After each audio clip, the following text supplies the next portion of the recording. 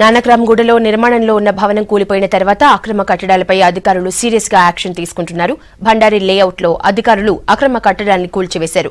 ఉన్నత అధికారుల ఆదేశాల ప్రకారం అక్రమ కట్టడాలన్నీ కూల్చేస్తామని స్పష్టం చేశారు. మరిన్ని వివరాలపై అధికారులతో భండారి లేఅవుట్ నుంచి ప్రభాకర్ ఫేస్ టు ఫేస్.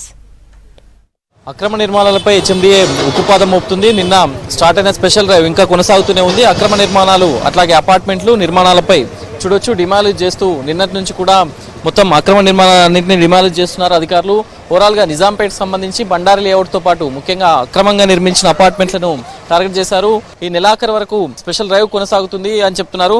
ముఖ్యంగా బిల్డింగ్ రెగ్యులేషన్ స్కీమ్లో అప్లై చేసుకున్న వాళ్ళు లేకపోతే మిగతా వాళ్ళు ఎవరైనా ఉన్నా కూడా అక్రమ నిర్మాణాలు ఉంటే చాలు కూల్చేస్తామని కమిషనర్ కరాఖండిగా చెప్పేశారు. సో కేటీఆర్ ఆదేశాలు ఇటు కమిషనర్ ఆదేశాలతో టీమ్స్గా ఏర్పడిన హెచ్ఎండి అధికారులు స్పెషల్ డ్రైవ్స్ నిర్వహిస్తున్నారు.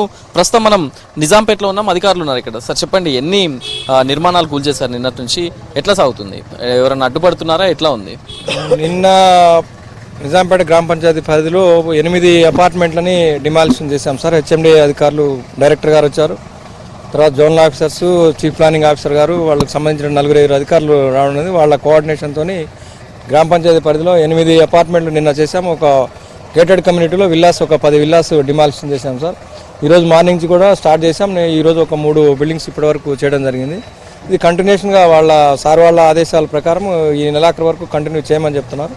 వాళ్ళ ఆదేశాల ప్రకారం నెలాఖరు వరకు కూడా ఎక్కడైతే ఇల్లీగల్ అంటే గ్రామ పంచాయతీ పరిధిలో G+3కి పర్మిషన్, G+2, 3 తీసుకుని పర్మిషన్ తీసుకుని అదనంగా 5 ఫ్లోర్లు 6 ఫ్లోర్లు కట్టే బిల్డింగ్లు ఏదైనా కూడా ఇల్లీగల్ కన్స్ట్రక్షన్. అది ప్రతి బిల్డింగ్ అటువంటి దాన్ని డిమాలిషన్ చేయడానికి వాళ్ళ డైరెక్షన్లో మేము కంటిన్యూ చేస్తాం. దీన్ని ఇది కంటిన్యూ అవుతుంది. డిమాలిషన్ ఛాలెంజెస్ ఏమున్నాయి మీకు? అంటే ఎక్కడ లేదు సార్. నిన్న కొంచెం ఆ బిల్డర్స్ దగ్గర కొంచెం ప్రాబ్లం అయింది. నిన్న మధ్యాహ్నం 4 తర్వాత అది కూడా పోలీస్ ఫోర్స్ వాళ్ళు ఉండబట్టి దాన్ని సెట్ చేశారు. మళ్ళీ వాళ్ళతో స్టేషన్కి తీసుకోవడం, సాయంత్రం మళ్ళీ వాళ్ళతో మాట్లాడి వాళ్ళని మళ్ళీ విడిచిపెట్టడం జరిగింది. ఎక్కడ ఇంకా ఈ రోజు అయితే అక్కడ ప్రాబ్లం లేదు సార్. ఏం ప్రాబ్లం రాదు. అండర్ కన్స్ట్రక్షన్స్ లో ఉన్న బిల్డింగ్స్ ని డిమాలిష్ చేస్తున్నారా లేకపోతే కన్స్ట్రక్ట్ అయిన వాటిని కూడా? కన్స్ట్రక్షన్ అయినవి కూడా ఇప్పుడు ఇది కంప్లీట్ ఆల్మోస్ట్ ఆల్ మీరు చూస్తున్నారు. Building almost all finishing stage లో ఉంది. బ్రిక్ వర్క్ అవుతుంది, కొన్ని కలర్స్ చేశారు, కొన్ని కంప్లీట్ బిల్డింగ్స్ కూడా కంప్లీట్ అయినాయి. అటువంటి వాటిని కూడా డిమాలిషన్ చేస్తూనే ఉన్నాము. ఒకటి ఇది అదని ఎక్కడ మేము వదిలిపెట్టట్లేదు. మీరు చెప్పండి సార్, ఎంతమంది టీం ఉన్నారు మొత్తం ఫీల్డ్ లో? ఎంతమంది టీమ్స్ తో చేస్తున్నారు? ఎన్ని జేసీబీలు వాడుతున్నారు? ఇప్పుడు మా హెచ్ఎండి జోనల్ కమిషనర్ గారు ఆదేశాల మేరకు ఇప్పుడు మొత్తం సిటీలో 8 టీములుగా విభజించారు.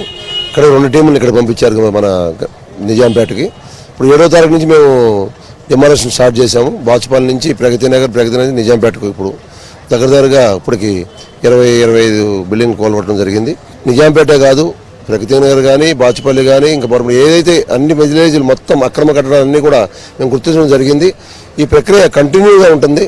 ఇది ఎవరైనా సరే ఈ గురించి పర్మిషన్ తీసుకోదలుచుకున్నప్పుడు హెచ్ఎండి కంపల్సరీ వచ్చి హెచ్ఎండి పర్మిషన్ తీసుకున్న తర్వాతే అప్పుడు ఆ బిల్డింగ్ కట్టాలి తప్ప గ్రామ పంచాయతీ G+2 తీసుకుని మళ్ళీ G+2 G+5 కడితే ఇదే పరిస్థితి వస్తుంది.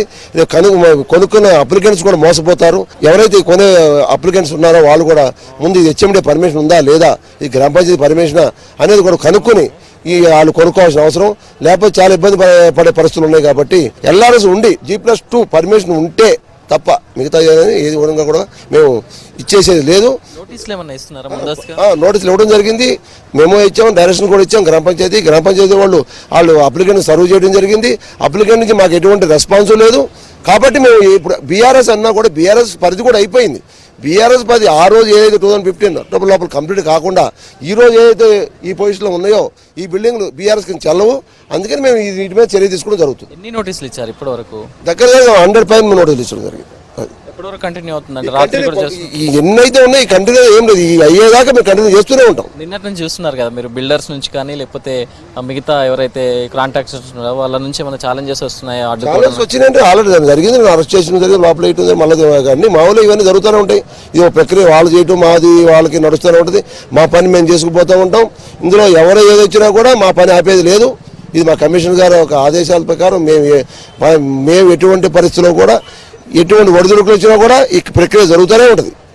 ఇది ఓవరాల్గా అంటే అక్రమ నిర్మాణాలకు సంబంధించి స్పెషల్ డ్రైవ్ కంటిన్యూ అవుతూనే ఉంటుంది. ముఖ్యంగా ఎల్ఆర్ఎస్ అప్లై చేసుకుని G+2 తీసుకోవాల్సిన పర్మిషన్స్ అన్నీ కూడా దాదాపు G+5 G+6గా నిర్మాణాలు చేపట్టారు. చూడొచ్చు మనం G+3 ఉన్న బిల్డింగ్ని ఇప్పుడు హెచ్ఎండిఏ అధికారులు కూల్చేస్తున్నారు. సో ఇట్లాంటి నిర్మాణాలు హెచ్ఎండిఏ పరిధిలో చాలా ఉన్నాయి. సో వాటన్నింటిపైన స్పెషల్ ఫోకస్ చేసిందని చెప్పుకోవచ్చు హెచ్ఎండిఏ. మొన్న నానక్రామ్ కూడా ఇష్యూ తర్వాత, అంతకుముందు కూకట్పల్లి ఇష్యూ తర్వాత హెచ్ఎండిఏ కానివ్వండి లేకపోతే జిహెచ్ఎంసీ సర్కారు మూడు కూడా సీరియస్ అయిన పరిస్థితి, ఇద్దరు ఆఫీసర్స్ని సస్పెండ్ చేసిన పరిస్థితి కూడా ఉన్న నేపథ్యంలో ఫస్ట్ నుంచే నోటీసులు ఇచ్చేసి డిమాలిష్ చేయాలి అని మంత్రి సూచించిన మేరకు డిమాలిషన్స్ కంటిన్యూ అవుతున్నాయి.